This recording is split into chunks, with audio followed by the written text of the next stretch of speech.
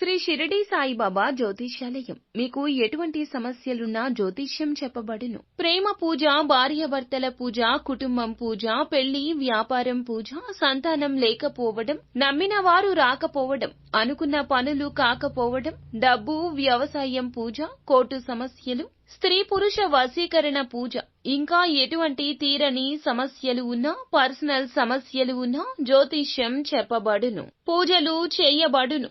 WhatsApp లేదా phone ద్వారా సంప్రదించండి. Phone number 9515466718. కర్కాటక రాశి జాతకులు, మధ్యాహ్నం 1 గంట దాటాక మీకు తప్పకుండా జరిగేది ఇది. ఏం జరగబోతుందో తెలిస్తే గనక ముక్కున వేలేసుకుంటారు. ఈ వీడియో పూర్తిగా చూడండి, మీకే అంతా బోధపడుతుంది. వీడియో నచ్చితే తప్పకుండా ఒక చిన్న లైక్ అయితే చేసి మమ్మల్ని సపోర్ట్ చేయండి. ఇక ఆలస్యం లేకుండా వీడియోలోకి అయితే వచ్చేద్దాము.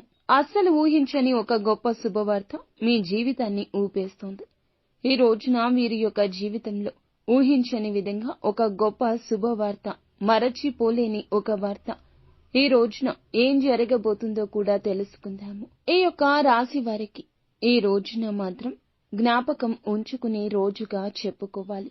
అస్సలు మరుపు రానంత గొప్ప అనుభూతి కలుగుతుంది.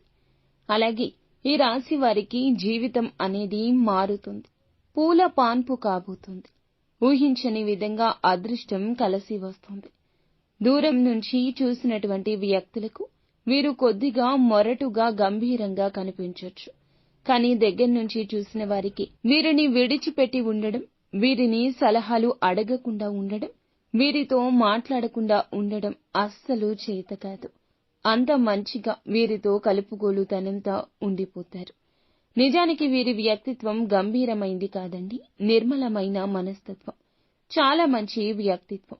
ఈ యొక్క రాశి వారిది చాలా సున్నితవంతమైనటువంటి మనస్సు.